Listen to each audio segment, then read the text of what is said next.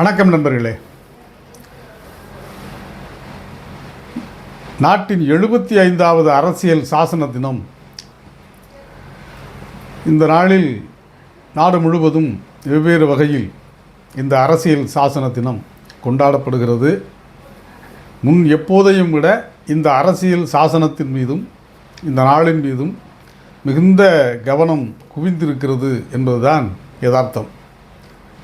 ஏன் அப்படி இத்தனை ஆண்டுகள் இல்லாத கவனம் இப்போ என்னாச்சு, எதற்காக அப்படிங்கிற போது அன்னை காலமாக நம்ம கவனிச்சுக்கிட்டு இருக்கோம். எல்லா தேர்தல்கள்லையும் இந்தியா கூட்டணி காங்கிரஸ் தலைவர் அவருடைய மூத்த தலைவர் ராகுல் காந்தி எம்பி எல்லாருமே தேர்தல் பிரச்சாரத்தினுடைய முக்கியமான முழக்கமாக அரசியல் சாசன புத்தகத்தை எடுத்து காட்டி இந்த அரசியல் சாசனத்தை பாதுகாக்க வேண்டும் என்கிற முழக்கத்தை முன்வைத்து வருவதை நாமெல்லாம் பார்த்தோம். கடந்த இந்த ஆண்டு மே மாதம் நடந்த தேர்தலில், நாடாளுமன்ற தேர்தலில் அந்த முழக்கம் மக்கள் மத்தியில் ஓரளவு வரவேற்பையும் கணிசமான வெற்றியையும் கொடுத்தது. பெரும்பான்மை இடங்களை பெற முடியவில்லை என்றாலும் கூட இந்த முழக்கத்திற்கு மிகப்பெரிய ஆதரவு பரவலாக நாடு முழுவதும் இருந்தது என்றால் அரசியல் சாசனத்திற்கு ஒரு ஆபத்து நேர்ந்திருக்கிறது என்கிற அந்த உள்ளுணர்வு மக்கள் மத்தியில், மக்களுடைய உளவியலிலே ஒரு அதிர்வலைகளை ஏற்படுத்தி இருக்கிறது என்பதுதான் யதார்த்தம், உண்மை. அந்த தேர்தல் நமக்கு, அதாவது நாடாளுமன்ற தேர்தலில் நமக்கு தெரிந்த, நம்மால் புரிந்து கொள்ள முடிந்த, உணர முடிந்த செய்தி அது. சரி, இப்போ இந்த இதை இப்போ தமிழ்நாடு மாண்புமிகு முதலமைச்சர் மு.க. ஸ்டாலின் அவர்கள் ஒரு உத்தரவிட்டிருக்கிறார். என்ன உத்தரவுனா, அனைத்து பள்ளி கல்லூரிகளிலும், தன்னாட்சி பள்ளிகள், கல்லூரிகள், அரசு பள்ளிகள், அரசு கல்லூரிகள் எல்லாத்துலேயுமே அரசியல் சாசனத்தின் முகப்புரையை வாசித்தல், அது தொடர்பான போட்டிகளை நடத்துதல் அப்படிங்கிற நிகழ்ச்சிகளை, சிறப்பு நிகழ்ச்சிகளை நடத்த வேண்டும் என்று தமிழ்நாடு அரசு உத்தரவிட்டிருக்கிறது.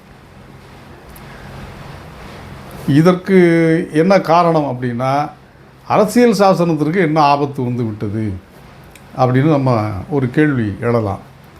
அரசியல் சாசனத்தின் முகப்பு உரை அப்படிங்கிறது சோசலிசம், ஜனநாயகம், இறையாண்மை இவற்றை வலியுறுத்தி அந்த முகப்புரை அமைந்துள்ளது. 1949 நவம்பர் 26 இந்த அரசியல் சாசன அமைப்பை நமது நாடாளுமன்றம் ஏற்றுக்கொண்டது. அதற்கு பிறகு 76 ஒரு திருத்தம், 42வது திருத்தம் என்று அதை சொல்லுகிறார்கள். அதன்படி அந்த முகப்புரையில் 2 வார்த்தைகள் சேர்க்கப்படுகின்றன: சோசலிசம், செக்யூலரிசம், மதச்சார்பின்மை. சோசலிசம் என்ற சொல்லுக்கு ஒரு நேரடியான மொழிபெயர்ப்பு அப்படின்னா சமூகத்துவம் அப்படின்னு வைக்கலாம். சமூகத்தினுடைய இதை பிரதிபலிக்கக்கூடியது, அதாவது குடிமக்களை அடிப்படையாக கொண்ட நாடு இது. இந்த அரசியல் சாசனம் குடிமக்களுக்கானது, மக்களுடைய விருப்பத்திற்கானது, மக்கள் ஏற்றுக்கொண்டது. இப்படி பல பொருள் அதற்கு அடங்கும். அதற்கு உள்ளடங்கிய பொருள் அதில் சமத்துவம், சம வாய்ப்பு உள்ளது. இதெல்லாம் அதற்குள்ளே அடங்கியிருக்கிற ஒரு பொருள்கள் தான் அதெல்லாம். அப்போ அப்படிப்பட்ட 2 வார்த்தைகளை, சோசலிசம், மதச்சார்பின்மை அப்படிங்கிற வார்த்தை 76 அரசியல் சட்டத்தின் திருத்தத்தின் மூலமாக சேர்க்கிறார்கள். சரி, இதை எதிர்த்து 2020 ஒருத்தர் வழக்கு தொடர்கிறார். இதை மாற்ற அரசியல் சாசனத்தின் முகப்புரையில் உள்ள சோசலிசம், ஜனநாயகம் இது போன்ற இந்த சொற்களை மாற்றி அமைக்க வேண்டும் என்று கோரி 2020ஆம் ஆண்டு பல்ராம் சிங் என்பவர் வழக்கு தொடுக்கிறார் முதல்ல. இதற்கு பிறகு இப்போ அண்மையில் சுப்பிரமணியன் சுவாமி, அவர் யாருன்னு உங்களுக்கு நாட்டுக்கே தெரியும், எப்படிப்பட்டவர், என்ன யார் அப்படின்ட்டு. அதோடு இன்னொருத்தர் அஸ்வின் உபாத்யாயா, அவரும் ஏறத்தாழ இந்த இந்துத்துவ மத கோட்பாடுகள், வலதுசாரி சிந்தனை உள்ளவர் தான். இவர்கள் இருவரும் இப்போது ஒரு மனு தாக்கல் செய்தார்கள். அண்மையில் அரசியல் சாசன முகப்புரையில் உள்ள இந்த வார்த்தைகளை கேள்விக்குள்ள அதை சேலஞ்ச் பண்ணுறது, அதற்கு எதிராக அதை மாற்றி அமைக்க கோரி அவர்கள் வழக்கு தொடுக்கிறார்கள். இந்த வழக்கில் கடந்த 21ஆம் தேதி புதிதாக பதவியேற்றார்கள் உச்சநீதிமன்ற தலைமை நீதிபதி சஞ்சீவ் கண்ணா. அவர் என்ன சொல்கிறாருன்னா, மதச்சார்பின்மை, சோசலிசம், இது ரெண்டுமே மாற்ற முடியாதது. நம்முடைய அரசியல் சாசனத்திலிருந்து அதை பிரித்து பார்க்க முடியாது. அல்லது அது நம்முடைய நாடாளுமன்றத்தினால் ஏற்றுக்கொள்ளப்பட்டது என்று சொல்லி தீர்ப்பை ஒத்திவைத்து திங்கட்கிழமை இந்த தீர்ப்பை வழங்குகிறார். இந்த தீர்ப்பை என்னென்னா, அவர் என்ன தீர்ப்பில் என்ன சொல்லி, இப்போ இதை ஒரு முக்கியமான நிகழ்வு, வரலாற்று நிகழ்வு, இந்திய அரசியல் வரலாற்றில் அல்லது இந்திய ஜனநாயக வரலாற்றில் இது உண்மையிலேயே முக்கியமான நிகழ்வு. ஏனென்றால் ஒரு நீதிமன்றத்தால் குறைந்தபட்சம் அந்த அரசியல் சாசனத்தின் அடிநாதமான மதச்சார்பின்மையும் சோசலிசமும் காப்பாற்றப்பட்டிருக்கிறது. அது இரண்டுக்குமே அவர் பல விளக்கங்களை கொடுத்திருக்கிறார்.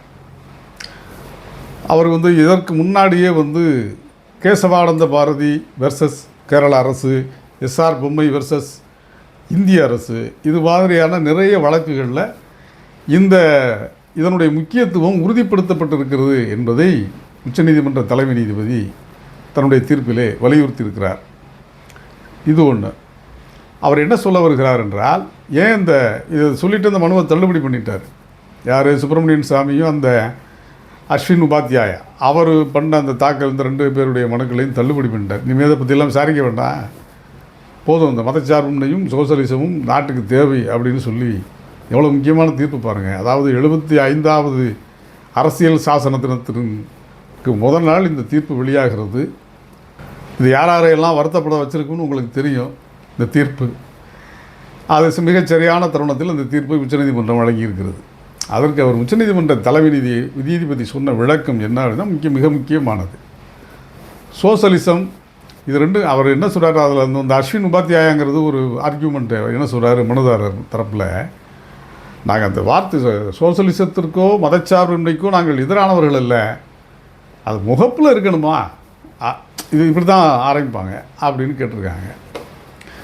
இது அவர் அதுக்கு தெளிவான ஒரு தீர்ப்பில் என்ன சொல்லிட்டார்னா, அரசியல் சட்டத்தின் பிரிவு 368 அரசியல் சாசனத்தில் இந்த முகப்புரையை அந்த 42வது சட்டத்திருத்தத்திற்கு முழுமையான அதிகாரத்தை நாடாளுமன்றத்திற்கு வழங்கியிருக்கிறது. அதன்படி இந்த திருத்தம் மேற்கொள்ளப்பட்டு இத்தனை ஆண்டுகள் நடைமுறைக்கு வந்துருச்சு. சோசலிசமும் ஜனநாயகம் தான் இந்த நாட்டினுடைய அடையாளங்கிறது இத்தனை ஆண்டுகளாக நடைமுறையில் இருக்கிறது. மக்களுடைய மனதில் அழுத்தமாக பதிந்து விட்டது. அது ஒரு அரசியல் பண்பாடாகவே மாறிடுச்சு. நமக்கு இந்தியானா ஜனநாயக நாடு, இந்தியானா சோசலிசம்னா என்ன அப்படின்னா, அவர் அதற்கு ஒரு விளக்கம் சொல்லிட்டார். உடனே நீங்கள் சோசலிசம்னா ஒன்றும் அந்த தனியார் நிறுவனங்களுக்கெல்லாம் எதிரானதுன்னு நீங்கள் நினைக்க வேண்டாம். இத்தனை ஆண்டு காலமாக அந்த நேரு தலைமையிலான அரசு கடைப்பிடித்த கலப்பு பொருளாதாரம்னா தனியார் மயமும் இருக்கும், பொது உடைமையும் இருக்கும், பொதுத்துறை நிறுவனங்களும் இருக்கும், தனியார் நிறுவனங்களும் இருக்குது. இதான் அந்த கலப்பு பொருளாதாரங்கிறது நம்முடைய பூர்வாங்கமான ஒரு பொருளாதார கொள்கை. நேரு தலைமையிலான அரசு காலத்திலிருந்து கடைப்பிடிக்கக்கூடிய கொள்கை. அதிலிருந்து நிறைய மாற்றங்கள் வந்துருச்சு பின்னாடிங்கிறது அது வேறு, அது தனி சப்ஜெக்ட். அது அடிப்படையான செய்தி. இது இன்றைக்கி உச்சநீதிமன்ற தலைமை நீதிபதி சொல்லியிருக்கிற செய்தி. இது அந்த பொருளாதாரத்தின் வழியாக தனியார் நிறுவனங்கள் மூலமாகவும் நாம் இதுவரை இத்தனை ஆண்டுகளாக பெருவாரியான பலன்களை நாம் அடைந்திருக்கிறோம். அப்போ என்ன பொருள், அவர் என்ன சொல்ல வர்றாருன்னா, இந்த சோசலிசம்ங்கிறது அதற்கெல்லாம் தடையாக இல்லை. நீதிபதி அவர்கள் என்ன சொல்ல வருகிறார் என்றால், சோசலிசம் என்ற சொல்லும் கோட்பாடும் ஒவ்வொரு நாட்டிற்கும் அங்குள்ள சூழல், அரசியல் சமூக சூழலுக்கு ஏற்ப பொருள் அடர்த்தியில் ஒரு மாற்றம் உள்ளது. பொருளே மாறாது, பொருள் அடர்த்தி இல்லை, அதனுடைய உள்ளீட்டில் சில சற்று மாறுபாடு கொண்டவை. சில இடதுசாரி முழுக்க இடதுசாரி இயக்கங்கள் அல்லது கட்சிகள் ஆட்சியில் இருக்கிற நாட்டில் அதனுடைய பொருள் இன்னும் கொஞ்சம் வேறுபடும். அதாவது தனியார் நிறுவனங்கள் குறைவாகவோ அல்லது முற்றிலுமே இல்லாமலோ கூட இருக்கலாம். இதுதான் அவர் சுட்டிக்காட்ட விரும்புகிற அந்த நுட்பமான வேறுபாடு. ஆனால் இந்தியாவை பொறுத்தவரை நாம் கலப்பு பொருளாதாரத்தை கடைப்பிடிக்கிறோம். அந்த கலப்பு பொருளாதாரம் என்பது தனியார் நிறுவனங்களையும் தனியார் மையத்தையும் பொதுத்துறை நிறுவனங்களையும் சேர்த்து ஆதரிக்கக்கூடியது என்கிற ரொம்ப நுட்பமான விளக்கம் இது. ஏன்னா அந்த சோசலிசம்ங்கிற சொல்ல வச்சுக்கிட்டு தான் இவங்க இதை தகர்க்கிறதுக்கான முயற்சி பண்ணுறது. இன்னொரு இவர்களுடைய நோக்கம் சோசலிசத்தையும் விட மதச்சார்பின்மை, செக்யூலரிசம் தான் இவங்களுக்கு பெரிய பிரச்சனை. எல்லா மதங்களையும் சமமாக மதிக்க வேண்டும், வேற்றுமையில் ஒற்றுமை, மதச்சார்பின்மை. ஒரு மதத்தை இந்திய அரசு என்பது ஒரு மதத்திற்கானதல்ல, எல்லா மதங்களுக்கும் பொதுவானது. அதுதான் அரசியல் சாசனத்தினுடைய அடிப்படையான தன்மை. அந்த தன்மையை மாற்ற வேண்டுங்கிற அந்த உள்நோக்கத்தோடு தான் இதுக்கு இவங்க மோதுறது. இப்போ உச்சநீதிமன்றத்தில் இது ரொம்ப உறுதிப்பட உச்சநீதிமன்ற தலைமை நீதிபதி அவர்கள் மிக தெளிவாகவும் உறுதியாகவும் இந்த தீர்ப்பை வழங்கியிருக்கிறார். உண்மையிலேயே நல்ல வேளையாக இதற்கு முன்னாடி இருந்தார் நம்ம சந்திரசூட், அவர் இருந்திருந்தாருன்னா என்ன நடக்கும்னு தெரியல. ஏன்னா அவர் என்ன சொல்லியிருப்பார்னு நமக்கு தெரியாது. ஒருவேளை அவர் கடவுள்கிட்ட அயோத்தி ராமர்கிட்ட வேண்டிக்கிட்டு கடவுள்கிட்ட வேண்டி கடவுள் என்ன சொல்லுகிறார், கடவுள் இப்படி சொல்லிட்டாருன்னு சொல்லி சரி ரெண்டையும் தூக்கிடுங்கன்னு இருந்தாருன்னா பெரிய ஆபத்து நாட்டுக்கு. நல்ல வேளையாக இந்த சஞ்சீவ் கண்ணா அவர்கள் நீதியரசர் வந்திருக்கிறாரு. அவர் ஏதோ இந்த நாட்டினுடைய ஜனநாயகத்தையும் சோசலிசத்தையும் காப்பாற்ற வேண்டும் என்கிற ஒரு குறைந்தபட்ச தன்னுணர்வோடும் அக்கறையோடும் இந்த தீர்ப்பை வழங்கியிருப்பதாக தெரிகிறது. தீர்ப்பினுடைய முழு விவரத்தையே அவர் டிக்டேட் பண்ணவே விடலைன்னு சொல்கிறாங்க. அவ்வளவு கூச்சல். சொலிசிட்டர் ஜெனரல், அந்த அரசு வழக்கறிஞர், மூத்த வழக்கறிஞர், அவர் சொல்கிறதுக்கு, ஏன்னா அரசுக்கு எதிராக தான் இவங்க வெர்சஸ், அதாவது சுப்பிரமணியன் சாமி, இந்த அஸ்வின் உபாத்யாய் ரெண்டுமே versus Indian government of India தான். ஆனால் அந்த அரசு, இந்திய அரசு தரப்பில் வாதிடக்கூடிய வழக்கறிஞர் யார்? பாரதிய ஜனதா அரசுக்கான வழக்கறிஞர் அவர். அப்போ அந்த கருத்தை தானே அவர் பிரதிபலிப்பார். அது சரிதான் தூக்கிடுங்கன்றாருன்னா முடிஞ்சில்ல வேலை. அந்த கருத்துக்களை எல்லாம் இவர் கேட்கவில்லை. அப்போ இவ்வளவு பெரிய ஒரு முக்கியமான உத்தரவை அரசியல் சாசனத்தின் 75வது ஆண்டு தினம் கொண்டாடப்படுகிற இந்த சூழலில் பிறப்பித்திருக்கிற உச்சநீதிமன்றம் வரலாற்று முக்கியத்துவம் வாய்ந்த ஒரு தீர்ப்பை உச்சநீதிமன்றம் வழங்கியிருக்கிறது என்பதிலே நமக்கு அப்படி தான் நம்ம ஆறுதல் அடைய வேண்டியிருக்கிறது, அல்லது உண்மையிலே மகிழ்ச்சி அடைய வேண்டியிருக்கிறது. இல்லைன்னா இந்த செக்யூலரிசம், மதச்சார்பின்மை என்கிற கோட்பாடை தகர்க்கிறதனுடைய அதனுடைய உள்நோக்கத்தோடு தான் இந்த மனுவை அவர்கள் தாக்கல் செய்தது. அதை உச்சநீதிமன்றம் உறுதியாக அவங்க நீதிபதி என்ன சொல்லிட்டாங்கன்னா, இதில் பேச்சுக்கே இடம் இல்லை. ஏன்னா இது இதைவிட பெரிய அமர்வு விசாரித்து இதை உறுதிப்படுத்தி இருக்கிறதுங்கிறதையும் அவர் சொல்லியிருக்கார். உச்சநீதிமன்றத்தில் சில நேரங்கள் இப்போ பெரிய அரசியல் சாசன அமர்வுங்கிற மாதிரி மிகப்பெரிய பெஞ்சுகள் விசாரித்து ஒரு தீர்ப்பை வழங்கும் இல்லையா, இதையெல்லாம் விட இது இருவர் கொண்ட அமர்வு. இதையெல்லாம் விட பெரிய அமர்வு இது போன்ற வழக்குகளை முன்னாடி விசாரித்து இதை உறுதிப்படுத்தி இருக்கிறது அப்படின்னு சொல்லி அவர் தீர்ப்பில் சுட்டி காட்டியிருக்கிறாரு. அதனால் இதை பற்றி இனிமேல் இது தொடர்பான விசாரணையே தேவையில்லைங்கிற அளவிற்கு சொல்லி அந்த மனுக்களை தள்ளுபடி செய்து விட்டார். உண்மையிலேயே 75வது ஆண்டு அரசியல் சாசன தினத்தன்று இந்திய மக்களுக்கும் இந்த ஜனநாயக சக்திகளுக்கும் மிகப்பெரிய ஊக்கத்தையும் உற்சாகத்தையும் தெம்பையும் மகிழ்ச்சியையும் அளிக்கக்கூடிய தீர்ப்பாக இது பார்க்கப்படுகிறது என்பது தான் நாம் இன்றைக்கி ஒரு முக்கியமான செய்தி. இது அதனால் இந்திய ஜனநாயகம், அந்த சோசலிச கோட்பாடும் மதச்சார்பின்மை என்கிற அந்த உன்னதமான கோட்பாடும் உள்ளடக்கிய இந்த அரசியல் சாசனத்தின் உயிர்ப்பு என்றென்றும் இனி காக்கப்படும் என்கிற நம்பிக்கை நமக்கு இப்போது துளிர்த்திருக்கிறது என்பதுதான் இதில் நாம் புரிந்து கொள்ள வேண்டிய செய்தியாக இருக்கிறது. நண்பர்களே, இதில் ஒரு முக்கியமான ஒரு செய்தியை நாம் கவனத்தில் கொள்ள வேண்டும். இது 2024 21வது நூற்றாண்டினுடைய கால் பகுதி கடந்து விட்டது. இப்போ இருக்கிற காலத்திலேயே இவ்வளவு பிற்போக்குத்தனங்களும் சனாதன மூர்க்கமும் மலிந்த ஒரு சமூகமாக இந்திய சமூகம் இன்னும் இருக்குது. அதில் இருந்து இன்னும் வெளியே வரல. இப்போ நீங்கள் அண்மையில் பார்த்தீங்கன்னா இசைவாணின்னு ஒரு இளம்பெண் பாடுகிறார். அவர் கானா பாடுறார். கானா இசைக்கிறதுல அவர் புகழ் பெற்றிருக்கிறார். 4 ஆண்டுகளுக்கு முன்னாடி ஒரு பாட்டை பாடியிருக்காரு. ஐயாம் சாரி ஐயப்பா, நான் உள்ளே வந்தால் தப்பா அப்படிங்கிற மாதிரி ஐயப்பன் கோயிலுக்குள்ளே பெண்கள் வந்தால் என்ன தப்புங்கிற ஒரு கருத்தை முன்வைத்து, அது மட்டும் இல்லாமல் நான் விரும்புகிற உடையை நான் தான் அணிய வேண்டும், நான் எதை படிப்போ மற்ற வாழ்க்கையோ அதை நாங்கள் தான் தீர்மானிச்சுக்கணுங்கிற அந்த பெண்ணுரிமை சார்ந்த கருத்துக்களை மையமாக வைத்து அந்த முழு பாடலும் இருக்குது, கானா பாடல். அதற்கு தமிழிசை சவுந்தரராஜன் அந்த பாட்டு பாடின இசைவாணி மேலே நடவடிக்கை எடுக்கணும்னு இன்றைக்கி கேட்டுக்கிட்டு இருக்காங்க. இது 4 வருஷம் ஆச்சு பாடி. அதில் ஐயப்பாங்கிறது ஒரு வார்த்தை தான் வருது, மற்ற எதுவுமே அதில் மற்றபடி ஐயப்பனை பற்றி எதுவும் வரல. இதில் இது ஒரு புறம். அப்படிப்பட்ட ஒரு காலகட்டம் இப்போவே இருக்குது.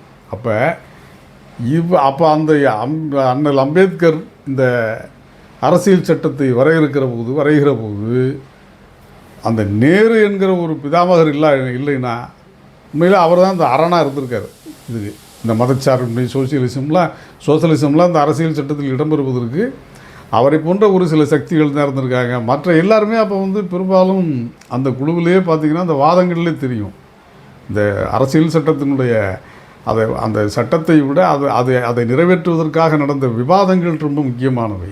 அதை நீங்கள் நம்ம படித்து பார்க்கையில் தெரியுது. ஒவ்வொரு சட்டத்தையும் நிறைவேற்றுகிற போது அம்பேத்கர் அதற்கு என்ன பாடுபட்டிருக்காரு, இவங்கள்ட்ட அதை தப்பிக்கிறதுக்கு எவ்வளவும் பிரயத்தனப்பட்டிருக்காருங்கிறது அந்த வாதங்களிலிருந்து நாம் பார்க்க முடியும். அவ்வளவு. ஏன்னா இப்போ 75 வருஷத்துக்கு முன்னாடி நிலைமை எப்படி இருந்திருக்கும், இப்போ இருக்கிறதே இப்படின்னா அன்றைக்கி எப்படி இருந்திருப்பாங்க, எவ்வளோ பெரிய ஆட்கள் அவங்கெல்லாம் முழுக்க சனாதனிகள். இப்போ ரொம்ப இறுக்கமான ஒரு அந்த இந்துத்துவ மூர்க்கம் அந்த ஒரு இறுக்கமான கொள்கையை கொண்டவர்கள் தான் நிறைய பேர் இருந்திருப்பாங்க அமைச்சரவையில், இந்த குழுவிலேயே. ஒரு சிலர் நேருவை பின்பற்றுகிற ஒரு ஜனநாயகவாதிகள் இருந்ததுனால அம்பேத்கருக்கு ஏதோ குறைந்தபட்சம் ஒரு அரண் இருந்திருக்கு. இல்லைன்னா அவர் இதை நிறைவேற்றியிருக்க முடியாது.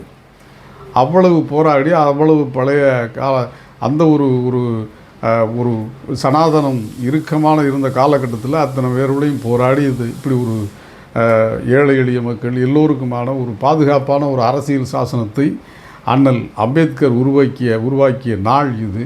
அப்படி ஒரு நாளில் இந்த தீர்ப்பை உச்சநீதிமன்றம் வழங்கியிருப்பது நம்மை போன்ற ஜனநாயக சக்திகளுக்கு உண்மையிலேயே ஒரு மன ஆறுதலையும் மகிழ்ச்சியையும் அளிக்கக்கூடிய ஒரு செய்தி என்பதில் மாற்றமில்லை. நன்றி நண்பர்களே. மற்றொரு செய்தியோடு நாம் விரைவில் சந்திப்போம்.